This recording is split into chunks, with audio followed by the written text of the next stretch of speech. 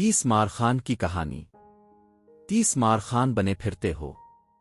اگر کوئی شخص اپنے آپ کو بلاوجہ بہادر عقل مندہ اپنی حیثیت سے زیادہ سمجھے اور اس کا مظاہرہ کرے تو اس کہاوت کو طنز کے طور پر کہتے ہیں۔ اس کہاوت کے وجود میں آنے کے سلسلے میں حسب ذیل حکایت مشہور ہے۔ ایک بوڑھا سپاہی مدت سے بیکار تھا۔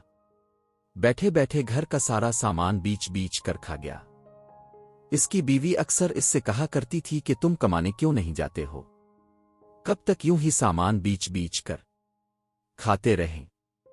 جب سارا سامان بک گیا اور پاس کچھ نہ بچا تو اس نے مجبوراً اپنی بیوی سے کہا، میرا ارادہ ہے کہ تلاش روزگار کے لیے کل کسی طرف کو جام۔ تم کہیں سے کچھ انتظام کر کے میرے لیے ناشتہ تیار کر دینا۔ بیوی رات کو اندھیرے میں اٹھی چورے کے لڈو تیار کرنے کے لیے اس نے چورے کو اوکھلی میں کوٹنا شروع کیا۔ جس اوکھلی میں وہ چورا کوٹ رہی تھی اس کے اندر ایک کالا سانپ کنڈلی مارے پہلے سے بیٹا تھا۔ چورا ڈال کر کوٹنے سے وہ بھی کٹ کر چورے میں مل گیا۔ بیوی نے میں لڈو بنا کر تم دن ناشتہ کرنے کے لیے ایک کپڑے میں باندھ کر میاں کے حوالے کر دیے۔ وہ صبح ہی روانہ ہو گیا۔ جب چلتے چلتے دوپہر ڈھلی اور اسے بھوک معلوم ہوئی تو وہ ایک کنویں کے پاس درخت کے سائے تلے ٹھہر گیا۔ منہ ہاتھ دھونے کے لیے وہ کنویں سے پانی بھر رہا تھا کہ ناگاہے وہاں میں راہزن پہنچی۔ انہوں نے سپاہی کو بہت ڈرایا دھمکایا کہ اس کے پاس جتنا مال ہو سب نکال کر اس کے حوالے کر دے۔ سپاہی نے گڑ گڑا کر اپنی ناداری کا حال بیان کیا مگر لٹیروں نے اس پر ترس نہ کھایا۔ آخر کار سپاہی نے دیکھا کہ یہ کچھ لیے بغیر ملنے والے نہیں ہیں تو اس نے نہایت عاجزی سے کہا، میرے پاس صرف تم لڈو ہیں جو میری بیوی نے ناشتے کے لیے دیے تھے۔ یہ حاضر ہیں، یہ میرا 1 مہینے کا ناشتہ ہے، اس کے علاوہ میرے پاس کچھ نہیں ہے۔ راہزنوں نے اس سے سارے لڈو چھین لیے اور ایک ایک لڈو چٹ کر گئے۔ سپاہی نے کچھ دیر کے بعد دیکھا کہ ہر ایک رہزن کا حال خراب ہونے لگا ہے۔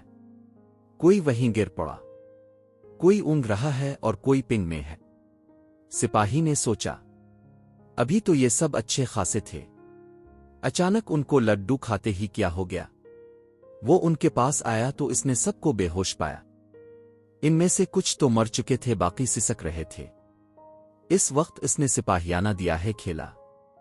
سب کے ناک اور کان کاٹ کر اسی کپڑے میں باندھ لیے جس میں لڈو بندھے تھے اور وہاں سے اپنا رستہ لیا۔ وہاں سے چل کر وہ ایک شہر میں پہنچا۔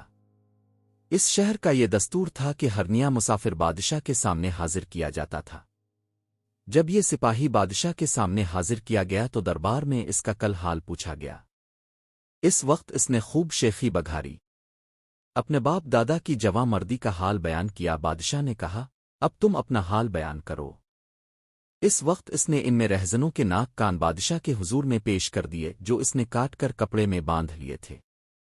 دراصل یہ وہ راہزن تھے جنہوں نے ساری سلطنت میں فساد برپا کر رکھا تھا، ہزاروں قافلے لوٹ لیے تھے، سینکڑوں آدمیوں کو مار ڈالا تھا اور اب تک یہ راہزن کسی کے ہاتھ نہ آئے تھے۔